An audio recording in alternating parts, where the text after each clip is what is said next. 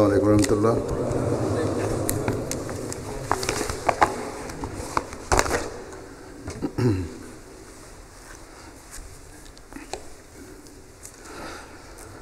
أشهد أن لا إله إلا الله وحده لا شريك له وأشهد أن محمدا عبده ورسوله أما بعد فأعوذ بالله من الشيطان الرجيم بسم الله الرحمن الرحيم الحمد لله رب العالمين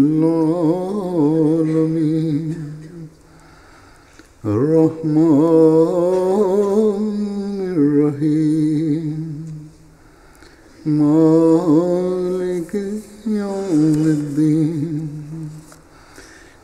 إياك نعبد وإياك نستعين اهدنا الصراط المستقيم صراط الذين أنعمت عليهم غير المغضوب عليهم ولا الضالين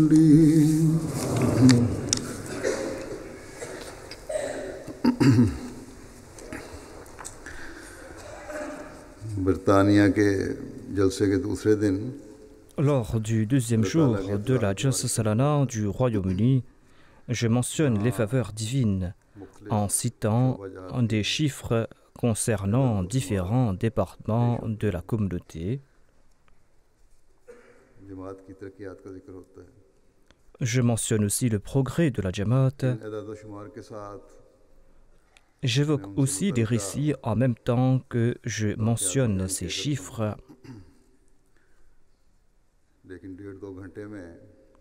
Cependant, en 1h30, en 2 heures, je ne peux mentionner les détails concernant les chiffres et je ne peux évoquer tous les récits.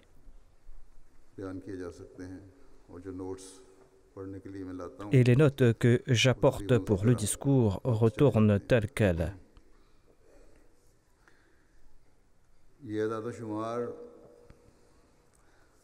Le département Tahrik-e-Jadid a commencé à publier ces chiffres dans la forme d'un ouvrage.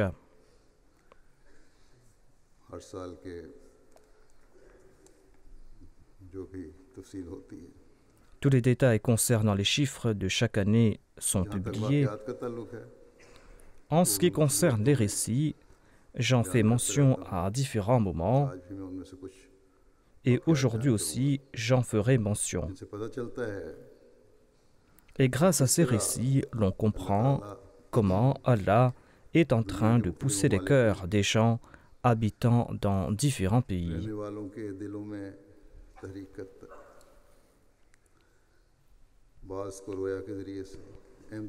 Certains ont connu la véridicité de l'Ahmadiyya grâce à des rêves. Dans d'autres cas, des ouvrages ou de la littérature de la Jamaat devient un moyen pour accomplir le tabligh. Ailleurs, c'est l'opposition contre l'Ahmadiyya qui joue le rôle d'engrais pour diffuser le message de l'Ahmadiyya. Ailleurs, ce sont les bonnes qualités des Ahmadis qui attirent l'attention des Ahmadis. Ensuite, il y a d'autres incidents qui démontrent la grande foi et la certitude des Ahmadis vivant dans des coins reculés.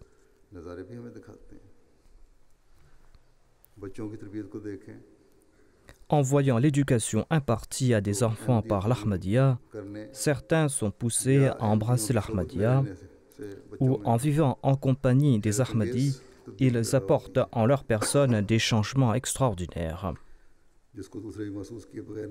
Et c'est une influence que les autres ne peuvent résister. En bref, si l'on juge tout cela en toute équité, nous pouvons affirmer que, certes, nous tentons de transmettre le message de l'Ahmadiyya, cependant, les fruits que nous accorde Dieu en retour dépassent de très loin nos efforts. Nous pouvons affirmer, et c'est là une vérité, que c'est Dieu qui est en train de transmettre le message de l'islam par l'entremise du Messie premier l'islam. Et c'est Dieu qui est en train d'ouvrir les cœurs pour que ces gens acceptent ce message.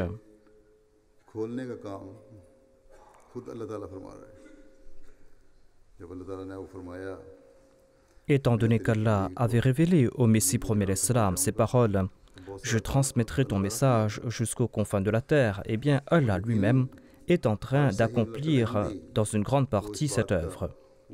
Et certainement, tout Ahmadi doué de bon sens en est pleinement au courant. Tout Ahmadi doué de bon sens sait que le progrès de l'Ahmadiyya ne dépend pas de nos efforts et de nos moyens. Ce progrès dépend de la grâce divine. Au lieu de m'appesantir davantage sur cette introduction, je vais présenter quelques récits.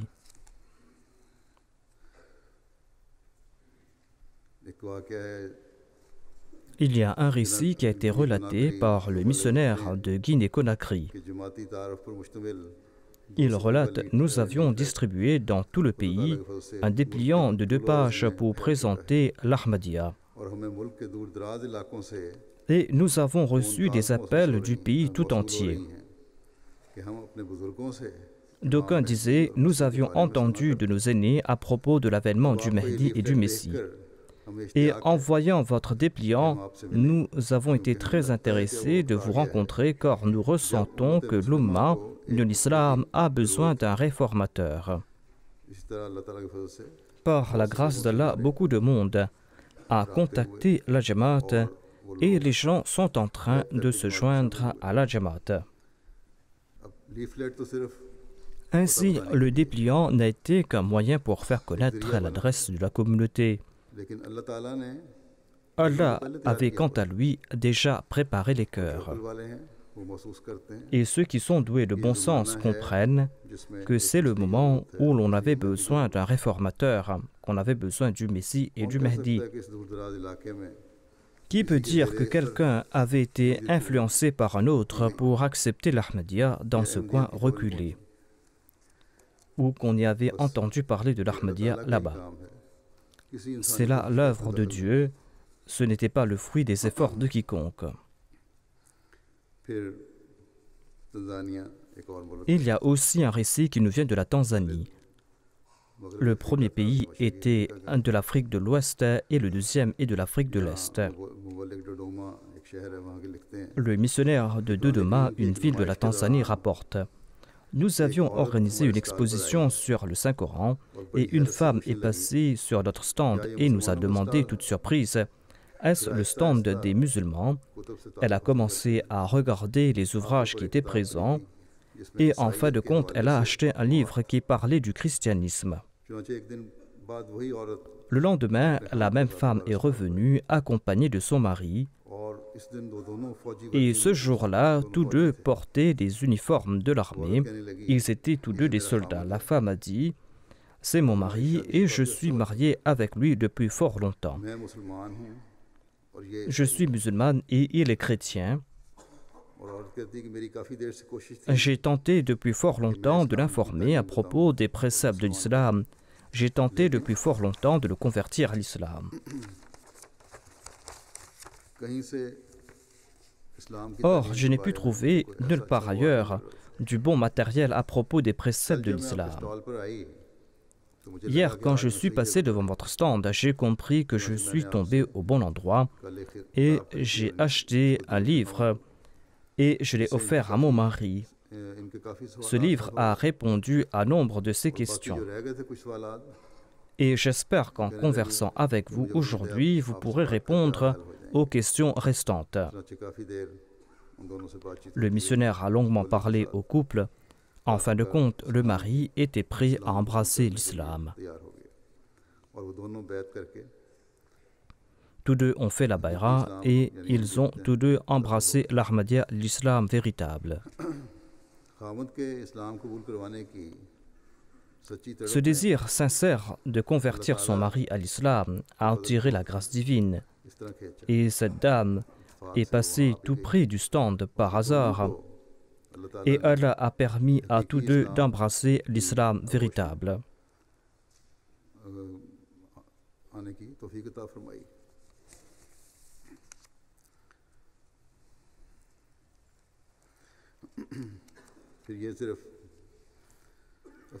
Ce n'est pas uniquement en Afrique que le message parvient aux autres par l'entremise des dépliants ou grâce aux efforts dans le domaine du tabligh. Il n'y a pas cet intérêt uniquement en Afrique ou dans les pays du tiers-monde.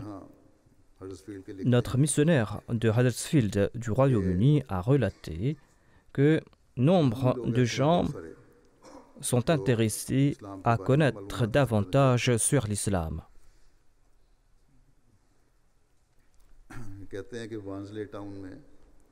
Il relate qu'il y a eu une campagne de distribution de dépliants dans la ville de Wansley et grâce à cette campagne, on a pu établir des contacts là-bas. Après quelque temps, plus de 50 personnes, hommes et femmes inclus, sont venus visiter notre mosquée à Huddersfield encore. Et ils étaient intéressés à connaître l'islam. Il y a eu un programme de 2h30 avec les membres de cette délégation à la mosquée. On leur a fait une présentation sur l'islam et sur l'Ahmadiyya. Il y a eu par la suite une session de questions et de réponses. Le fait que ces gens viennent de leur propre chef à la mosquée, le fait qu'ils portent un intérêt à propos de l'islam, est en soi un maillon. C'est Allah qui partout est en train de tirer les fils des cœurs. D'une part, il y a de l'opposition contre l'islam. Il y a aussi ces musulmans qui sont en train de ternir l'image de l'islam. En conséquence, les non-musulmans sont en train de dépasser les limites. D'autre part, Allah est en train de faire souffler un vent qui est en train de pousser les gens à comprendre l'islam véritable.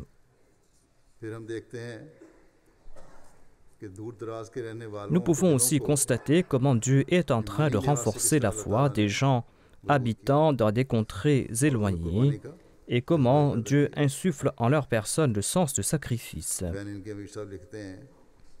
L'Amir Seb du Bénin relate que la Jamaat a bâti une nouvelle mosquée à Soko dans la région d'Alada en février de cette année.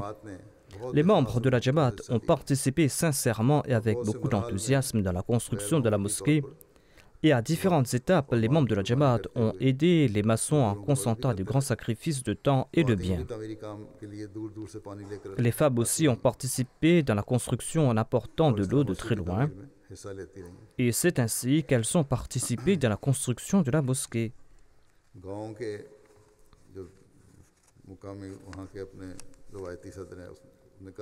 Le chef traditionnel du village a déclaré que cette mosquée est pour les habitants de cette région un havre d'un islam paisible. Le chef de la région a déclaré que cette mosquée est certainement un minaret éclairant et une voie pour le conseil de la région d'Alada. La majorité des gens de la région sont des animistes.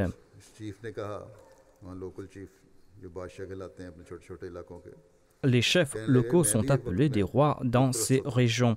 Et un des chefs de la région a déclaré « J'étais animiste à une époque. Or, aujourd'hui, par l'entremise de l'Ahmadiyya, j'adore un seul Dieu et je vous assure que l'Ahmadiyya est vrai, a-t-il déclaré. Je vous assure que l'Ahmadiyya est l'amour personnifié. Et c'est grâce à la Jamaat Ahmadiyya que j'ai compris que, quoique je suis un roi, il y a au-dessus de moi un grand empereur que nous devons tous adorer. C'est Allah qui est en train d'implanter ces pensées dans les cœurs. À savoir que le message de la Jamaat Ahmadiyya est vrai et que les préceptes de l'islam sont véridiques et que c'est là les enseignements et le message véridique, les enseignements des messages que la Jamaat Ahmadiyya est en train de diffuser dans le monde. Et c'est grâce à cet enseignement que les polythéistes se tournent vers Dieu l'unique. Un autre responsable de l'État de la région a déclaré « Quand le message de l'islam s'est diffusé dans la région et que les gens commençaient à s'intéresser à l'islam et à l'Ahmadiyya, nombre de personnes qui avaient peur du nom de l'islam et qui n'étaient point en faveur de la Ahmadiyya sont venues me voir.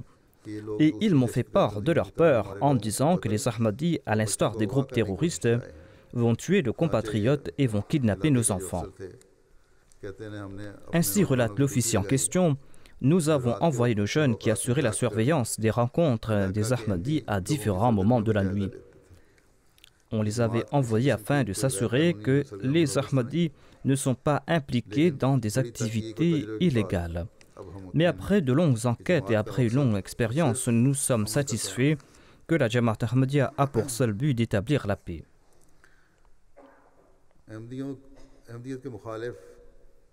Les adversaires de l'Ahmadiyya tentent de détourner les Ahmadis en attisant leur convoitise.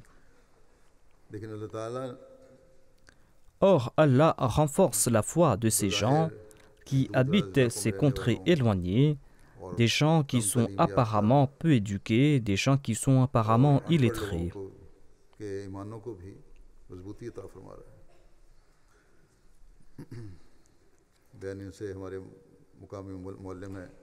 Un muallim du Bénin, de la région de Bozompe, a relaté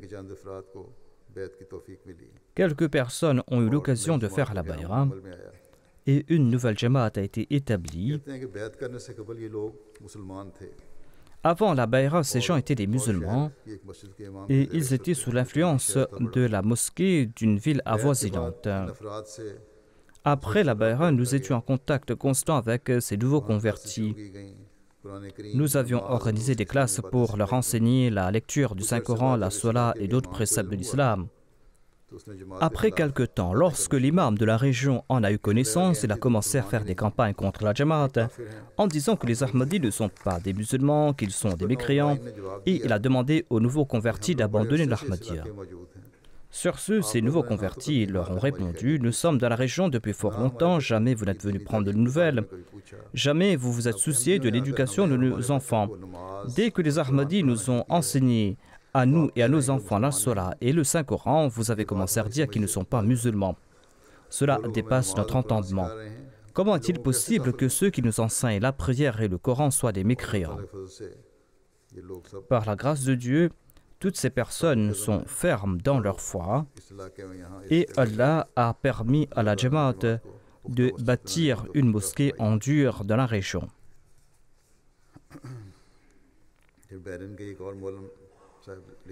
Un autre muallim du Bénin relate qu'une personne du nom d'Eric Ranoto lui a téléphoné après avoir suivi une émission de la Jamaat à la radio.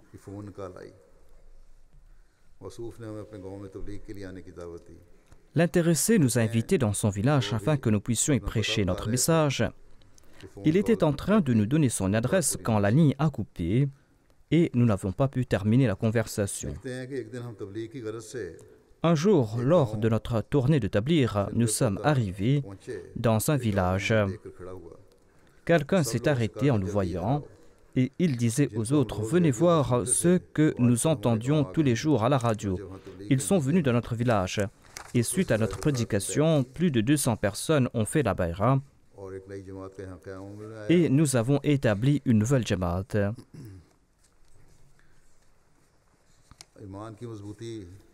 Ils avaient embrassé l'Ahmadiyya depuis pas très longtemps. Or, voyez à quel point ils étaient fermes dans leur foi. Le muallim rapporte 2 jours après la bayra, une pluie diluvienne s'est abattue dans la région et un mur de la maison de M. Eric s'est écroulé en raison de la tempête en tuant son enfant de 8 mois. Certains animistes du village lui ont dit « Tu viens d'embrasser l'Ahmadiyya et voilà que les malheurs ont commencé à te frapper. » M. Eric a répondu « J'ai cru dans la vérité que j'ai vue. Sinon, les enfants et les richesses viennent de la part de Dieu. Et c'est Dieu qui reprend ses richesses et ses enfants. Jamais j'abandonnerai cette jamaat, quelle que soit la situation. J'ai accepté l'Ahmadiyya. Et je suis Ahmadi et Inch'Allah, je vais mourir en tant qu'Ahmadi. » C'en est là un exemple de fermeté dans la foi et dans la voie de l'unicité de Dieu. Une fermeté qu'Allah a établie dans les cœurs par l'entremise du Messie premier alayhi salam.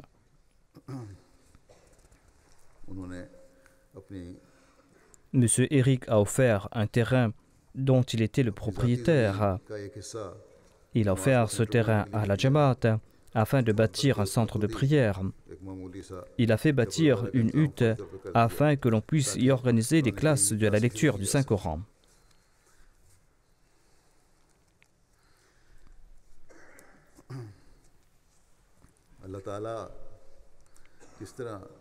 C'est ainsi qu'Allah est en train d'ouvrir des voies pour transmettre le message de l'Ahmadiyya, l'islam véritable. Le missionnaire de la Tanzanie écrit à ce propos: une nouvelle Jamaat a été établie cette année-ci dans un village de la région de Shianga. On avait organisé un programme de tablir dans un village avoisinant et une femme du premier village nommée Matibou est passée par là par hasard. Quand elle a entendu le message de la Jamaat Ahmadiyya, elle a déclaré: venez dans notre village pour y prêcher votre message, pour y prêcher le message de l'islam. Il s'y trouve quelques musulmans qui ont aussi une mosquée, or l'islam que vous présentez est différent du leur. Ainsi, quand notre muallim est parti là-bas pour transmettre le message de l'islam et de l'Ahmadiyya, le premier jour, l'imam et 93 fidèles de sa mosquée ont embrassé l'Ahmadiyya. Quand le mollah sunnite de la région a su que ces gens étaient devenus Ahmadis, il est venu dans le village et a dit à ces nouveaux convertis: vous êtes égarés, les Ahmadis ne sont pas des musulmans. Les nouveaux convertis lui ont répondu: nous avons accepté l'Ahmadiyya après avoir mûrement réfléchi sur la question. C'est cela l'islam véritable et c'est pour cela que nous refuserons de vous écouter. Suite à leur refus, le mollah a dit à l'imam du village: viens me rencontrer dans mon bureau. Le grand mollah a dit à l'imam du village: viens me rencontrer dans mon bureau. Mais l'imam du village a refusé.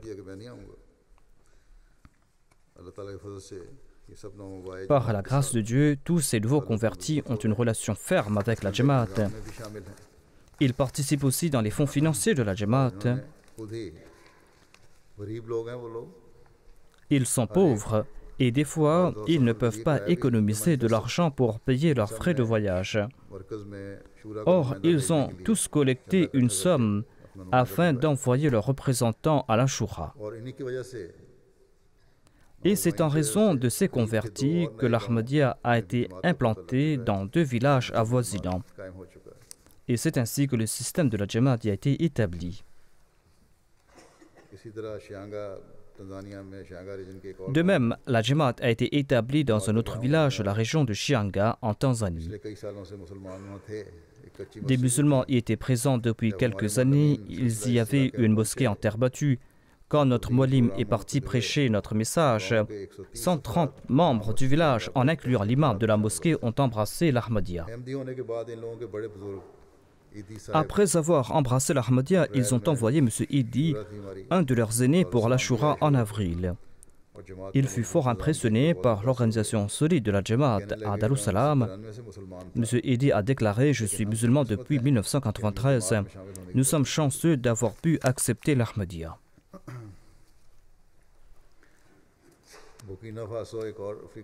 Le Burkina Faso est un autre pays d'Afrique. L'on y parle la langue française. Le missionnaire de là-bas écrit qu'au cours de l'année, la Jamaat a bâti une très belle mosquée dans la région de Tengodogo.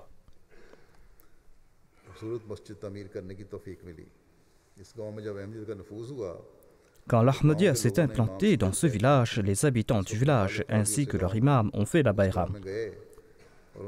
Un mollah hostile est parti dans le village et a dit aux convertis: abandonnez l'Ahmadiyya et nous allons bâtir pour vous une très belle mosquée. Par la grâce d'Allah, l'imam Ahmadi s'est cramponné fermement à l'Ahmadiyya et il a préféré la mosquée en terre battue construite par la Jamaat à la mosquée qu'allait construire le Koweït ou les pays arabes.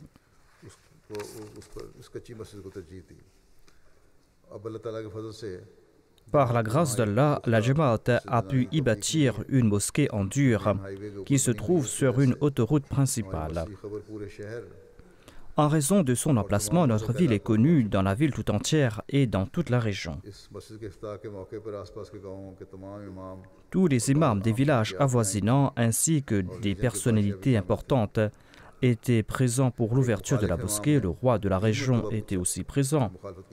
Un imam qui était hostile a déclaré à 3 reprises: ce que je vois, est-ce là l'Ahmadiyya? Cela signifie que tout ce que j'ai entendu à propos de l'Ahmadiyya était tout à fait faux. Or, j'annonce aujourd'hui qu'hormis l'Ahmadiyya, il n'y a pas d'autre islam.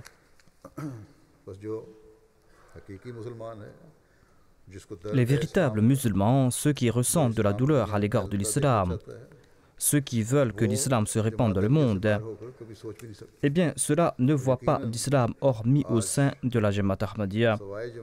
Et certainement, l'islam se répandra par l'entremise de la Jamaat Ahmadiyya, par l'entremise du message du Messie promis à l'islam.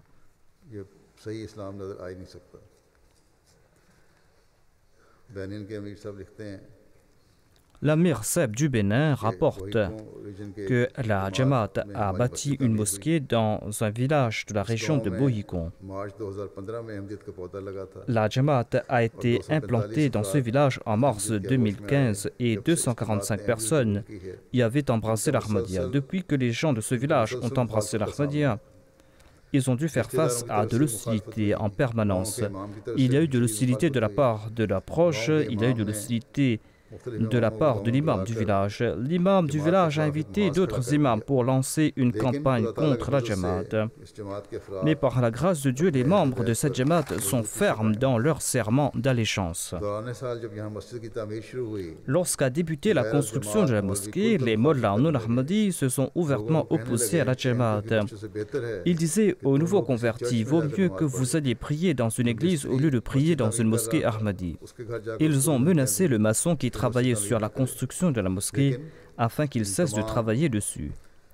Or, en dépit de toutes ces menaces, en dépit de cette situation difficile, la Jamaat a pu bâtir sa mosquée, une mosquée qui possède 2 minarets de 13 mètres.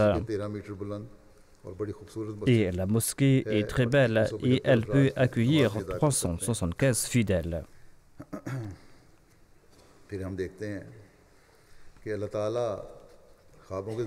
Nous pouvons aussi constater comment Allah guide les gens à travers des rêves. San Pedro est une région de la Côte d'Ivoire. Un certain Zulam Ahmed, de confession chrétienne de cette ville, a fait la bayra grâce à un rêve qu'il avait vu. Après avoir accepté l'islam, il s'est joint aux wahhabites. Il rapporte: après avoir accepté l'islam, j'ai appris à faire la prière et j'ai commencé à prier régulièrement dans la mosquée. Durant ces jours, à 2 reprises, dans un rêve, j'ai vu un saint personnage. La première fois que je l'ai vu, j'ai su que c'était un prophète de Dieu. Et je me suis dit que c'était peut-être le saint prophète Mohammed Mustafa sallallahu alayhi wa sallam. Après quelque temps, j'ai revu la photo de ce saint personnage dans mon rêve. J'ai vu sa photo à la télé alors que quelqu'un récitait le Saint-Coran en même temps. Et il était écrit au bas de l'écran: Mission islamique Ahmadiyya en langue française. Après avoir vu ce rêve, j'ai demandé à l'imam de la mosquée à propos de l'Ahmadiyya. Au départ, l'imam a tergiversé, mais après que j'ai assisté, il m'a dit: as-tu perdu la tête? Ces gens ne sont pas musulmans. Qui t'a égaré? Pourquoi veux-tu mettre ta foi en péril? Il n'y avait pas d'Ahmadi dans la ville où j'habitais. Il a répondu au mollah: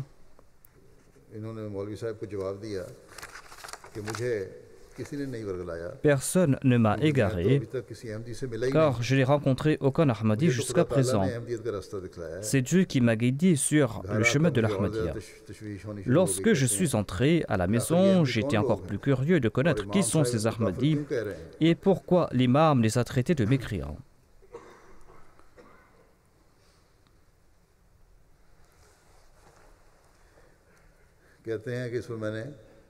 Il rapporte: j'ai commencé à prier, j'ai prié avec beaucoup de ferveur, j'ai prié: ô mon Seigneur, montre-moi la voie droite.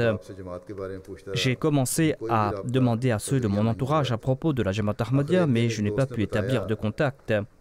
En fin de compte, un ami m'a informé que l'Ahmadiyya est présent dans la ville de Daloura. Par conséquent, je suis arrivé à la mission en me renseignant à droite et à gauche, et le missionnaire m'a introduit à la Jamaat. J'étais stupéfait lorsque j'ai vu la photo du Messie premier Islam à la mission. Et après s'être enquis auprès du missionnaire, il m'a dit qu'il était l'imam al-Mahdi, le Messie de l'époque.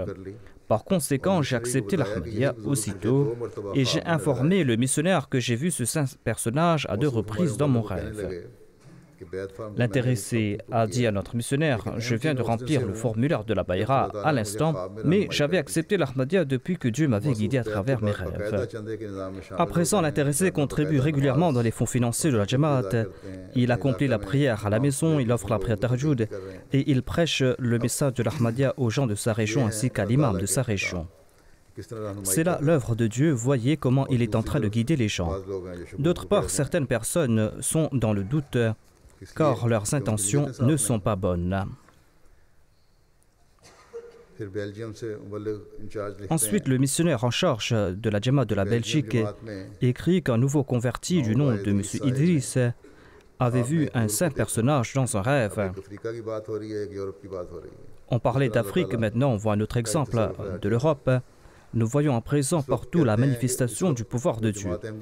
Le missionnaire rapporte que M. Idriss ne connaissait rien à propos de la Jamaat Ahmadiyya. Il avait vu un saint personnage dans son rêve.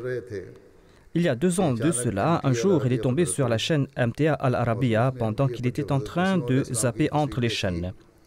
Lorsqu'il a vu la photo du Messie premier d'Islam, il s'est rappelé de son rêve. C'était le même saint personnage qu'il avait vu dans son rêve. De ce fait, il a commencé à suivre la MTA régulièrement et son cœur a commencé à s'incliner vers l'Ahmadiyya. Ensuite, l'intéressé a cherché l'adresse de la Jamaat de la Belgique et il s'est rendu à la mission et il a dit qu'il veut faire la Bayra. Le missionnaire lui a demandé d'étudier davantage à propos de la Jamaat afin de mieux connaître la Jamaat et de prendre sa décision après. Mais l'intéressé a déclaré qu'il a trouvé les réponses à toutes ces questions. Et quand on lui a parlé à propos des controverses entre l'Ahmadiyya et les autres, il offrait lui-même les réponses avec les arguments nécessaires.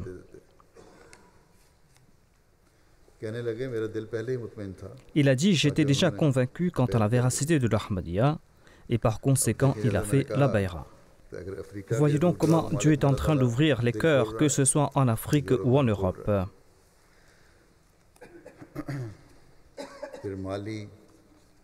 Ensuite, un missionnaire rapporte un incident du Mali. Le Mali, qui est un pays d'Afrique, le missionnaire rapporte: une personne âgée est venue à la mission en disant qu'il voulait faire la Bayra. Je lui ai demandé la raison et il a raconté ceci: hier soir, j'étais en train d'écouter une de vos émissions en direct à la radio. Et dans cette émission, certaines personnes vous insultaient lors des appels en direct. Durant l'émission, j'ai commencé à prier: oh Allah, guide-moi vers ceux qui sont sur la vérité entre ces 2 groupes. Et je me suis endormi en priant. J'ai rêvé pendant la nuit qu'il y avait un débat entre le missionnaire de la Jamaat Ahmadiyya et les opposants de la Jamaat. Et lorsque les opposants de la Jamaat n'arrivaient pas à réfuter les arguments du missionnaire, ils lui ont jeté dans un fossé et ont commencé à le couvrir de terre. À ce moment, un saint personnage est apparu au ciel en déclarant: je suis le Mahdi, et il a sauvé le missionnaire en lui tendant la main. L'intéressé a ajouté: après ce rêve, je me suis réveillé. Je n'avais aucun doute concernant la véracité de l'Ahmadiyya, c'est pour cette raison que je suis venu faire la Bayra. Voyez comment Allah ouvre les cœurs par le biais de la MTA. Un certain M. Murtaza de la France rapporte qu'il était musulman, mais qu'il n'était pas encore Ahmadi. Et il vivait dans une région où il n'y avait aucun Ahmadi. Il a fait son allégeance cette année. Il rapporte qu'il avait lu à l'âge de 8 ou 9 ans un livre qui avait pour titre Masih ad-Dajjal, l'Antéchrist. Ce livre mentionnait 3 groupes de personnes, ceux qui ont connu le salut, les peureux et les martyrs. J'ai prié, dès que j'ai lu cela, qu'Allah fasse que je sois parmi ceux qui auront le salut. Après quelque temps, j'ai émigré en France et un jour, je suis tombé sur la chaîne MTA, grâce à laquelle j'ai connu la Jamaat. J'ai commencé à regarder cette chaîne régulièrement, à tel point que j'étais convaincu de la véracité de la Jamaat. Mais je n'avais pas encore fait la bayra. À cause d'une maladie, depuis quelques années, je n'avais pas d'enfant. J'ai commencé à réciter les prières du Messie premier l'Islam qui étaient diffusées sur la MTA. Et grâce aux bénédictions de ces prières, Dieu m'a accordé un enfant, alors que les médecins avaient dit que je ne pourrais avoir d'enfant. Par conséquent, j'ai accepté le Messie premier l'Islam en 2016, en témoignant de la véracité du Messie premier l'Islam.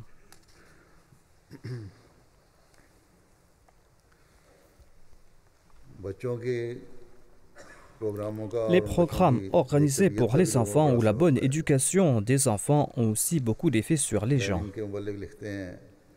Un missionnaire du Bénin rapporte: lors de l'inauguration d'une mosquée, les enfants ont récité le Saint-Coran et ont présenté un qasida en langue arabe. En entendant cela, un imam non ahmadi d'un village voisin, un certain M. Isaac, a déclaré: la récitation du Saint-Coran et la récitation du qasida en arabe des enfants m'ont profondément touché. Si on ne leur avait pas enseigné cela depuis leur tendre enfance, ils n'auraient pas pu présenter cela. Cela prouve que la Jamaat Ahmadiyya accorde une très bonne éducation aux enfants. Je demande aux parents d'envoyer leurs enfants à la mosquée, a déclaré cet imam dans son discours. Si d'une part, il y a ceux qui enseignent l'islam à des enfants en les poussant à commettre des attaques suicides, d'autre part, par la grâce de Dieu, grâce à l'éducation offerte par la Jamaat Ahmadiyya, même les non-Ahmadis sont en train de conseiller les gens d'envoyer leurs enfants dans les mosquées Ahmadis afin qu'ils puissent s'éduquer.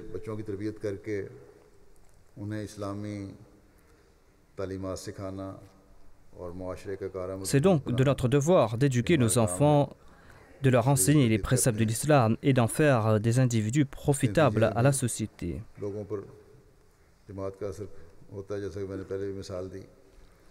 Je viens de présenter un exemple comment les gens sont touchés par l'éducation qu'on a accordée aux enfants.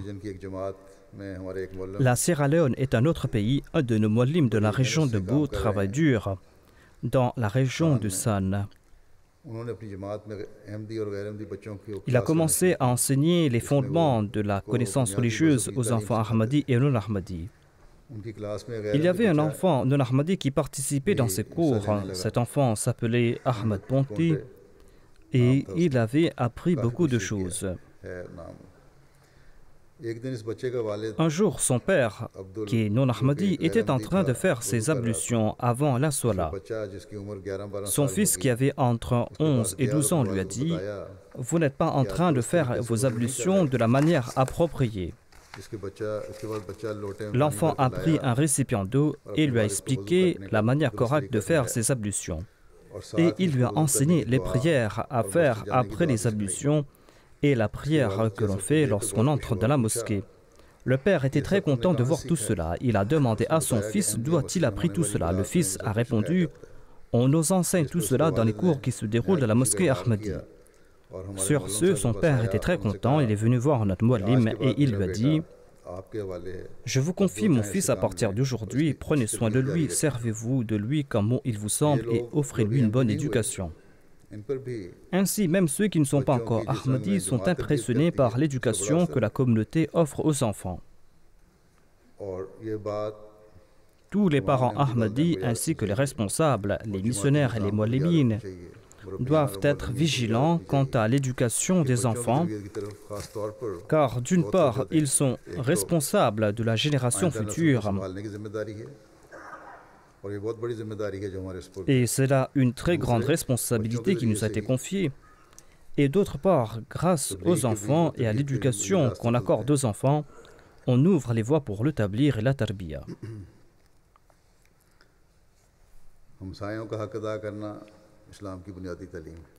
Respecter le droit du voisin est un enseignement fondamental de l'islam. Le Saint-Coran en fait mention et le Saint-Prophète Mohammed lui a aussi mis beaucoup d'emphase sur cette question du voisin. Notre missionnaire de la Côte d'Ivoire nous écrit qu'un certain M. Adama vient de se convertir. M. Adama raconte « Avant d'embrasser l'Ahmadiyya, je fréquentais les mosquées non Ahmadi et j'avais entendu des choses négatives à propos de la Jamaat. Et en dépit du fait que j'habitais à côté de la mosquée Ahmadi, je préférais partir prier chez les non-Ahmadis. Un jour, je suis tombé gravement malade et c'est l'imam de la mosquée Ahmadi qui est venu prendre de mes nouvelles. Ce geste m'a vraiment touché le cœur. Après être établi, j'ai commencé à prier dans la mosquée Ahmadi et grâce aux discours et sermons prononcés de la mosquée Ahmadi, je me suis intéressé davantage à l'Ahmadiyya. J'ai lu les livres du Messie promis l'Islam et j'étais convaincu que c'est uniquement la Jamaat Ahmadiyya qui est en train de suivre le Saint-Coran et la Sunna du Saint-Prophète Mohammed paix sur lui. Ainsi, j'ai fait la bayra et après moi, mes enfants se sont intéressés à l'Ahmadiyya. Mon fils qui étudie en secondaire souhaite étudier à la Jamia Ahmadiyya après ses études secondaires. Il veut dédier sa vie à la communauté. Par la grâce d'Allah,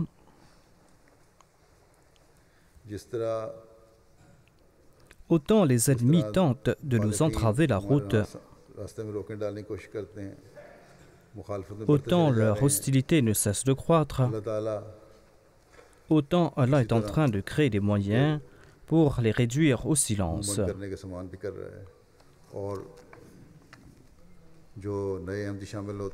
Et c'est ainsi qu'il crée des moyens pour renforcer la foi des nouveaux Ahmadis.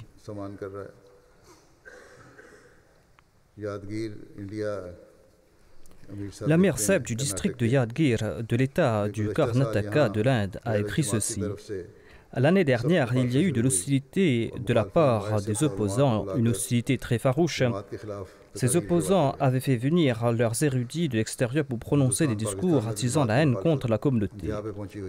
L'hostilité contre la Jamaat en Inde et au Pakistan dépassait les limites. L'Amir relate, on a porté des accusations mensongères et abjectes contre le Messie promis l'Islam, on a soulevé la population contre la Jamaat. Par la suite, certaines personnes ont maltraité les membres de la communauté. Ils ont publié des dépliants contre la Jamaat. Durant ces jours, un ancien Ahmadi qui s'était éloigné de la communauté ne voulait plus maintenir de contact avec la Jamaat. Dans son malheur, il s'était éloigné de la Jamaat. Les opposants de la Jamaat l'avaient menacé, ils lui ont donné de l'argent pour qu'il s'allie à eux.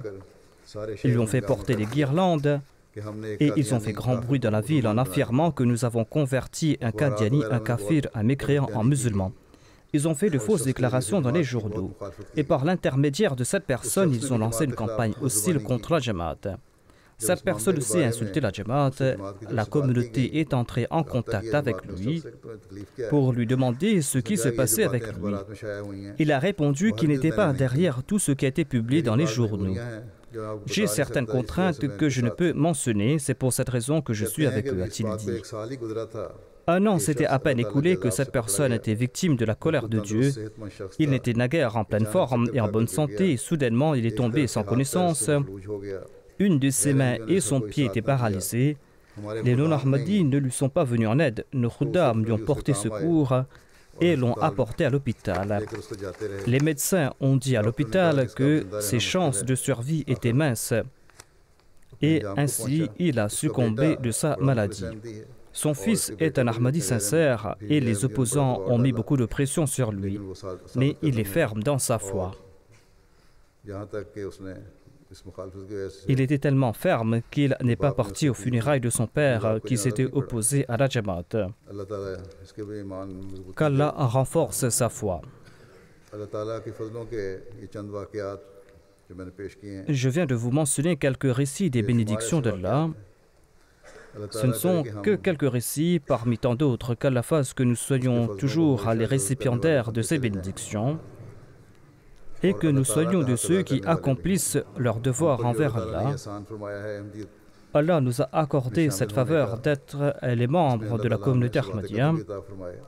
Qu'Allah nous accorde persévérance sur cette voie et qu'il fasse que nous grandissons dans notre foi et dans notre piété.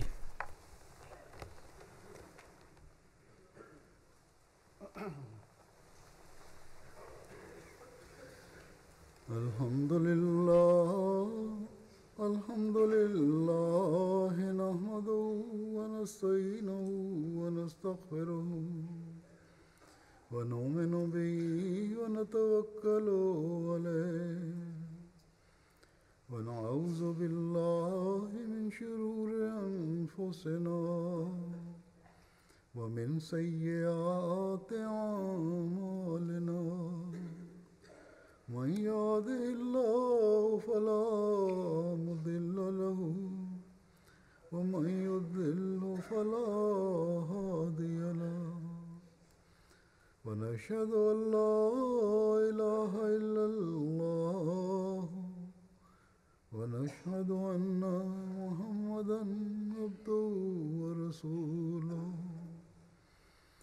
عباد الله رحمكم الله إن الله يأمر بالعدل والإحسان وإيتاء ذي القربى وينهى عن الفحشاء والمنكر والبغي يعظكم لعلكم تذكرون. اذكروا الله يذكركم وادعوه يستجب لكم ولذكر الله